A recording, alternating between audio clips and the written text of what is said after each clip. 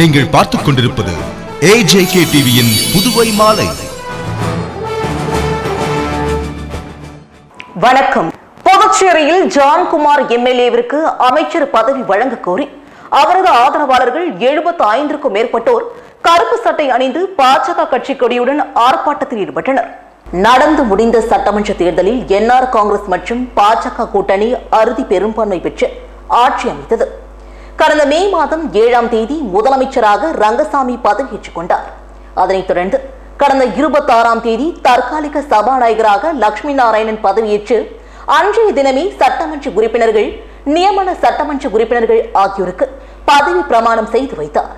இந்நிலையில் சபாநாயகர் மற்றும் அமைச்சர் பதவி பங்கீட்டில் NR காங்கிரஸ் மற்றும் பாஜக இடையே கடும் போட்டி இருந்து வந்தது. இதனையடுத்து பாஜக மேலிட தலைமை முதலமைச்சர் ரங்கசாமியோடு பேசி பாஜகவிற்கு சபாநாயகர் மற்றும் 2 அமைச்சர்கள் கொடுக்க ஒப்பந்தம் ஏற்பட்டது. இதனையடுத்து சபாநாயகராக பாஜகவை சேர்ந்த செல்வம் போட்டியின்றி தேர்வு செய்யப்பட்டு சபாநாயகராக பதவியேற்றுக் கொண்டார். இந்நிலையில் பாஜகவில் நமச்சிவாயம் மற்றும் ஜான்குமார் ஆகியோர் அமைச்சர்களாக முடிவு செய்யப்பட்டதாக தகவல்கள் வெளியாகின. இந்நிலையில் கடந்த சில தினங்களுக்கு முன்பு ஜான்குமாருக்கு பதிலாக உசிறு தொகுதியின் சட்டமன்ற உறுப்பினர் சாய் சரவணகுமார் அமைச்சர் பதவிக்கு தேர்வு செய்யப்பட்டுள்ளதாக சமூக வலைதளங்களில் பரவியது. இதனையடுத்து நெல்லித்தோப்பு மற்றும் காமராஜர் நகர் தொகுதிகளை சேர்ந்த 100க்கும் மேற்பட்டோர் ஜான்குமார் எம்எல்ஏவிற்கு அமைச்சர் பதவி வழங்க வேண்டுமென வலியுறுத்தி பாஜக தலைமை அலுவலகத்தை முற்றுகையிட்டு போராட்டத்தில் ஈடுபட்டனர். போராட்டத்தின் போது அங்கிருந்த பேனர் கிழித்து எரியப்பட்டு கட்டிடத்தின் மீது கற்கள் வீசப்பட்டது. இதனையடுத்து அங்கு வந்த போலீசார் மற்றும் பாஜக நிர்வாகிகள் அவர்களை சமாதானப்படுத்தி கலைய செய்தனர். இந்நிலையில் கடந்த 2 தினங்களாக இது தொடர்பாக எந்த செய்திகளும் வெளிவராத நிலையில் இன்று திடீரென ஜான்குமார் ஆதரவாளர்கள் 75க்கும் மேற்பட்டோர் பாலாஜி திரையரங்கு முன்பு கருப்பு சட்டை அணிந்து பாஜக கொடியோடு ஆர்ப்பாட்டத்தில் ஈடுபட்டனர். அப்போது மத்திய பாஜக தலைமை சிறுபான்மையினரான ஜான்குமாருக்கு அமைச்சர் பதவி வழங்க வேண்டுமென வலியுறுத்தி கோஷங்களையும் அவர்கள் எழுப்பினர். பாஜக தலைமை அறிவித்தபடி ஜான்குமார் எம்எல்ஏவிற்கு பதவி வழங்க வேண்டும் எனவும் வலியுறுத்தினர். புதுச்சேரியில் அமைச்சர் பட்டியலை இன்று துணைநிலை ஆளுநரை சந்தித்து முதலமைச்சர் ரங்கசாமி வழங்க இருப்பதாக தகவல்கள் வெளியாகியுள்ள நிலையில் ஜான்குமார் ஆதரவாளர்கள் அமைச்சர் பதவி கேட்டு ஆர்ப்பாட்டத்தில் ஈடுபட்டுள்ள சம்பவம் புதுவையில் பெரும் பரபரப்பை ஏற்படுத்தியிருக்கிறது.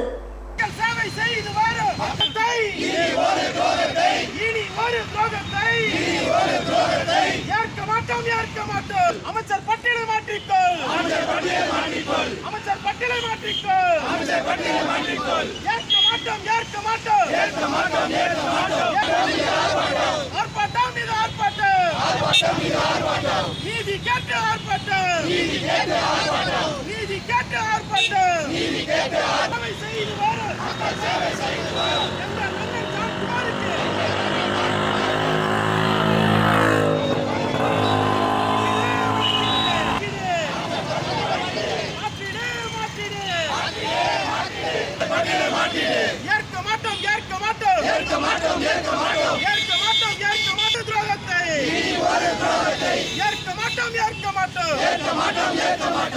எங்க அண்ணனுக்கு ஜான்குமாருக்கு மந்திரி பதவி தரேன்னு சொன்னாங்க ஆரம்பத்திலேருந்தே.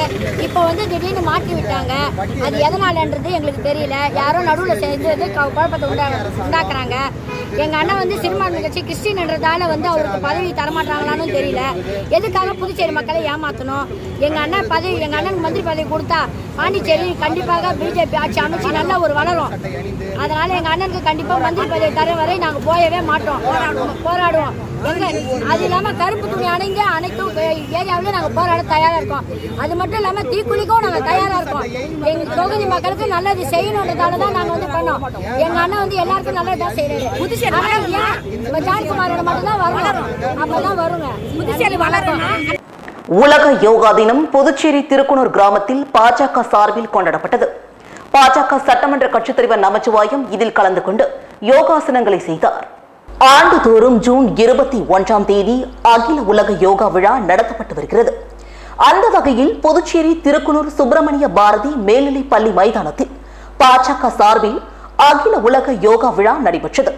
இதில் தொகுதியின் சட்டமன்ற உறுப்பினரும் பாஜக சட்டமன்ற கட்சி தலைவருமான நமச்சிவாயம் மற்றும் பாஜக நிர்வாகிகள் உட்பட பலர் கலந்து கொண்டு யோகாசனங்களை செய்தனர்.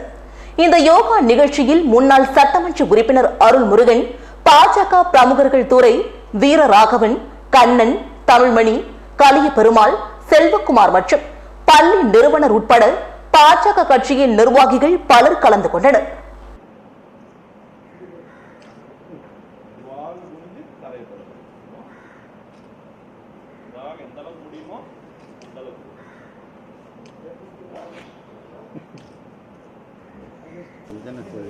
நாமளும் குழந்தையா மாறிடுவோம் கொஞ்ச நேரத்துக்கு.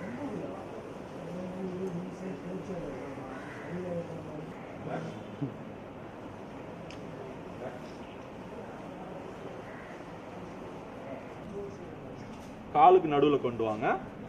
எந்த அளவுக்கு எனக்கு கொஞ்சம் தான் வருது அப்படி சொன்னா இந்த அளவுக்கு பிடிச்சா போதும்.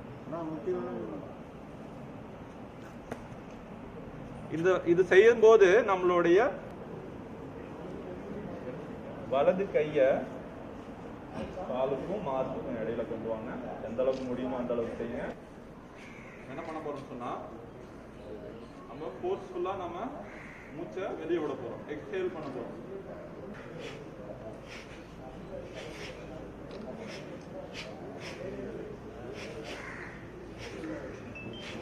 உலக யோகா தினத்தை முன்னிட்டு சபாநாயகர் செல்வம் தலைமையில் புதுவை பூர்ணாங்குப்பம் கிராமத்தில் யோகா பயிற்சி விழா நடைபெற்றது.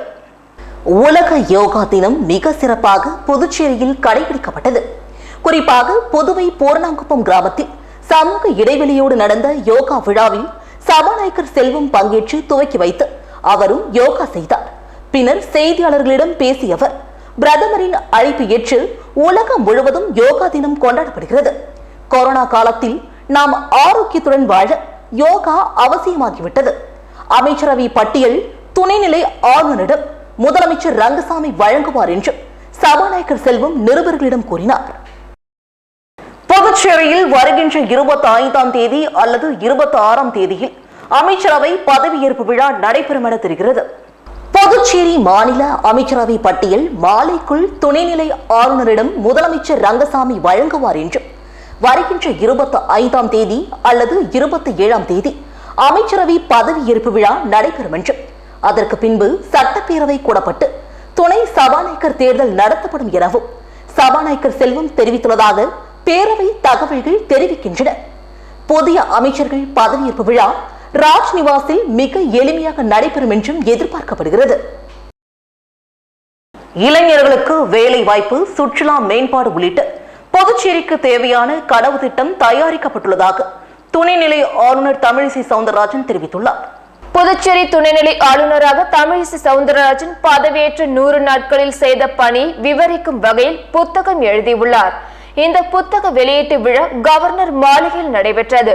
இதில் துணைநிலை ஆளுநர் தமிழிசை சவுந்தரராஜன் கலந்து கொண்டு புத்தகத்தை வெளியிட மூத்த பத்திரிகையாளர்கள் பெற்றுக் கொண்டனர்.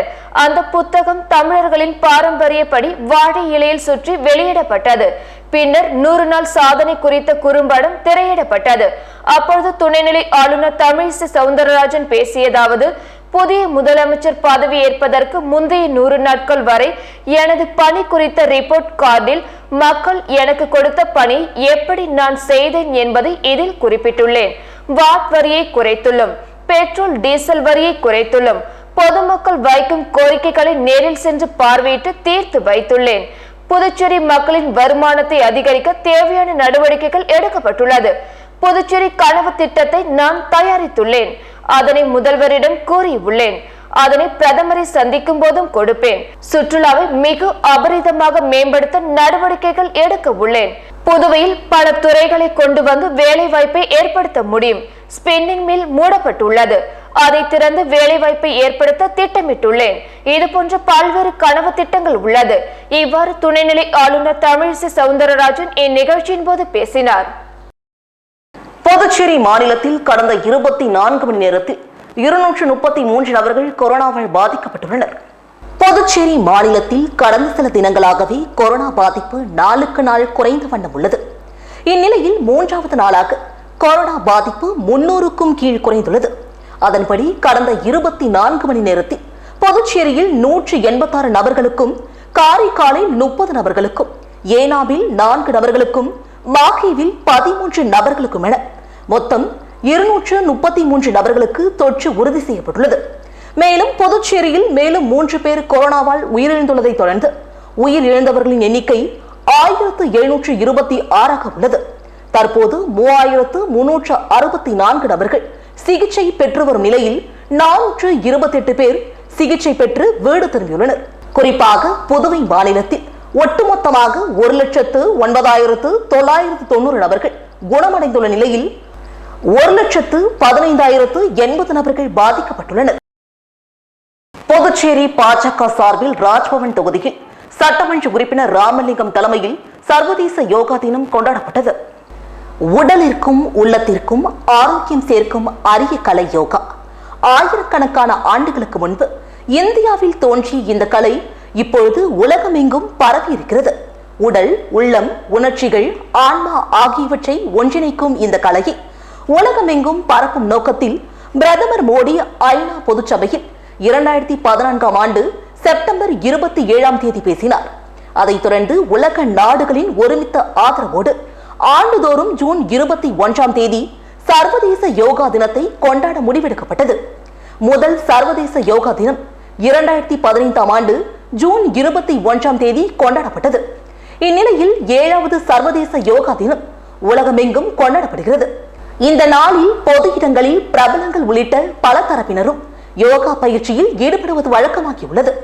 இப்போது கொரோனாவின் 2வது அலையை முடிவிற்கு கொண்டு வரும் பெரும் போராட்டத்தில் நாடு ஈடுபட்டுள்ளதாலும் கொரோனா கட்டுப்பாடு விதிமுறைகள் அமலில் இருப்பதாலும் 7வது சர்வதேச யோகா தினம் எளிமையாக கொண்டாடப்பட்டது. இதனைத் தொடர்ந்து புதுச்சேரி பாஜக சார்பில் ராஜ்பவன் தொகுதியில் சட்டமன்ற உறுப்பினர் ராமலிங்கம் தலைமையில் செஞ்சி சாலை பாரதிதாசன் திடலில் சர்வதேச யோகா தினம் கொண்டாடப்பட்டது. இந்நிகழ்ச்சிக்கு சிறப்பு விருந்தினராக பாஜக நகர மாவட்ட தலைவரும் சட்டமன்ற உறுப்பினருமான அசோக் பாபு மற்றும் ஓபிசி மாநில தலைவர் சிவகுமார், ஓபிசி மாநில துணைத் தலைவர் செல்வராஜ், ஓபிசி மாநில செயற்குழு உறுப்பினர் பாண்டியன் மற்றும் நகர மாவட்ட முன்னாள் தலைவர் மூர்த்தி, நகர மாவட்ட பொதுச் செயலாளர் விமலா ஆகியோர் கலந்து கொண்டனர். மேலும் இதில் வீரமங்கை வேலுநாச்சியார் அறக்கட்டளை தலைவர் கலியவரதன், ராஜ்பவன் தொகுதி நிர்வாகிகள் கலந்து கொண்டனர். இந்நிகழ்ச்சிக்கான ஏற்பாடுகளை ராஜ்பவன் தொகுதி தலைவர் நாகராஜன் மற்றும் ராஜ்பவன் தொகுதி நிர்வாகிகள் சீனிவாச பெருமாள், மாலதி, நாராயணன், முத்துக்குமார் ஆகியோர் செய்திருந்தனர். மேலும் இந்நிகழ்ச்சியில் 200க்கும் மேற்பட்ட மாணவ மாணவிகள் கலந்து கொண்டு தியானம், சூரிய நமஸ்காரம், தடா ஆசனம், பத்மாசனம் உள்ளிட்ட பல ஆசனங்களை செய்து அசத்தினர்.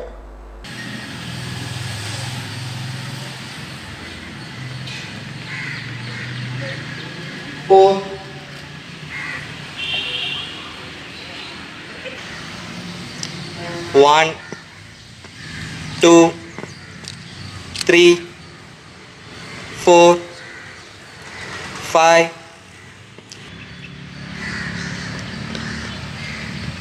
Next one, Padhasthasana. Raise your hands, back stretch, forward bending, touch your toes. 1, relax. Next one, Ardha Chakrasana. Stand at level, touch your hips, back stretch. 1, 2. சிறுபான்மை மக்களுக்கு சரியான பிரதிநிதித்துவத்தை பாஜக வழங்கும் என பாஜக சிறுபான்மை தேசிய செயலாளர் சையத் இப்ராஹிம் தெரிவித்துள்ளார். பாஜக சிறுபான்மை தேசிய செயலாளர் சையத் இப்ராஹிம், புதுச்சேரி சிறுபான்மையினர் தலைவர் விக்டர் விஜயராஜ் ஆகியோர் புதுச்சேரி பாஜக தலைமை அலுவலகத்தில் கூட்டாக செய்தியாளர்களை சந்தித்தனர். அப்பொழுது அவர்கள் கூறுகையில், பாஜக தேசிய செயலராக சிறுபான்மை அணிக்கு மத்திய தலைமை என்னை தேர்வு செய்துள்ளது. இதனை ஒட்டி தென்னிந்திய மாநிலங்களில் சிறுபான்மை மக்களுக்கு மத்தியில் பாஜக கொள்கைகளையும் விளக்க சுற்றுப்பயணம் செய்து வருகிறேன். அதன் அடிப்படையில் புதுவை வந்த சிறுபான்மை நிர்வாகிகளுடன் கலந்துரையாடினேன். சிறுபான்மை மக்களுக்கு மத்திய அரசு கொடுக்கும் நலத்திட்டங்களை கொண்டு சேர்க்க பல வியூகங்களை வகுத்துள்ளோம். மேலும் மரியாதை நிமித்தமாக ஆளுநர் தமிழிசை சபாநாயகரை சந்தித்து வாழ்த்து பெற்றேன். பிரதமர் நரேந்திர மோடி தலைமையிலான அரசாங்கம் சிறுபான்மையின மக்களுக்கு பாதுகாப்பு அரணாக இருந்து வருகிறது. NRC, CAA, முத்தலாக் போன்ற சட்டங்களின் முக்கியத்துவத்தையும் அதனால் ஏற்படக்கூடிய பலன்களையும் மக்கள் புரிந்து கொள்ள தொடங்கிவிட்டனர் எனவும் கடந்த 5 ஆண்டுகளாக காங்கிரஸ் திமுக கூட்டணி ஆட்சி புதுவை மக்களுக்கும் சிறுபான்மை மக்களுக்கும் எந்த நலனும் செய்யவில்லை எனவும் அவர்கள் குற்றம் சாட்டினர். இன்றைக்கு பாரதிய ஜனதா கட்சி என்பது ஏதோ இஸ்லாமியர்களுக்கு எதிரான கட்சி என்றும் அது மட்டுமல்லாமல் கிறிஸ்தவர்களுக்கு எதிரான கட்சி என்றும் தொடர்ந்து காங்கிரஸ் சொல்லி வருகிறது. ஆனால் கடந்த ஆட்சியில் கிறிஸ்துவ பள்ளிக்கூடங்களுக்கு எஜுகேஷனல் எய்டு ஃபண்ட் என்று சொல்லக்கூடிய அந்த மத்திய அரசு தரக்கூடிய நிதி உதவியும் மாநில அரசாக முறைப்படி தரக்கூடிய எந்த நிதியும் கடந்த 5 ஆண்டுகளாக கிறிஸ்துவ பள்ளிக்கூடங்களுக்கு வந்து சேரவில்லை. அப்போ இவை அனைத்துமே முழுக்க முழுக்க சிறுபான்மை மக்களுக்கு எதிரான அரசாக காங்கிரஸ் அரசு கடந்த 5 ஆண்டு காலம் ஆட்சி செய்துவிட்டு இன்றைக்கு ஏதோ பாஜக இஸ்லாமியர்களுக்கு எதிரானவர்கள் கிறிஸ்தவர்களுக்கு எதிரானவர்கள் என்ற பிம்பத்தை காட்டுவது என்பது இதைவிட ஒரு அபாயகரமான சூழல் இல்லை. இன்னும் குறிப்பாக சொல்லப்போனால் கடந்த காலங்களில் பாஜகவையும் RSSையும் கடுமையாக எதிர்த்த திமுகவே இன்றைக்கு RSS அமைப்பு என்பது இது ஒரு மக்கள் இயக்கம், மக்களுக்கு சேவை செய்யக்கூடிய அமைப்பு என்று வரைமுறைப்படுத்தி இன்றைக்கு அதனுடைய அமைச்சர்களே பேச துவங்கி இருக்கிறார்கள். அதை பாரதிய ஜனதா கட்சியின் சார்பாக நாங்கள் வரவேற்கிறோம். புதுச்சேரி மாநிலத்தை பொறுத்தவரை வரக்கூடிய உள்ளாட்சி தேர்தலில் நிச்சயமாக சிறுபான்மை மக்களுக்கு நிர்வாகிகளுக்கு உரிய பதவிகளுக்கான அந்த தேர்வில் அவர்களும் இருப்பார்கள் என்பதில் எந்த மாற்று கருத்தும் இல்லை. குறிப்பாக சொல்ல வேண்டுமென்றால் நான் ஆரம்பத்திலே சொன்ன பாஜகவை பொறுத்தவரை இவர் சிறுபான்மை மதத்தில் உள்ளவர், இவர் பெரும்பான்மை மதத்தில் உள்ளவர்னு பார்க்க மாட்டாங்க. கட்சியில் யார் சிறப்பாக செயல்படுகிறார், அவரிடத்தில் தேச நலன் இருக்கிறதா, அவர் மக்களிடத்தில் தொண்டாற்றக்கூடிய எண்ணங்கள் இருக்கிறதா என்பதைத்தான் பார்ப்பார்கள்.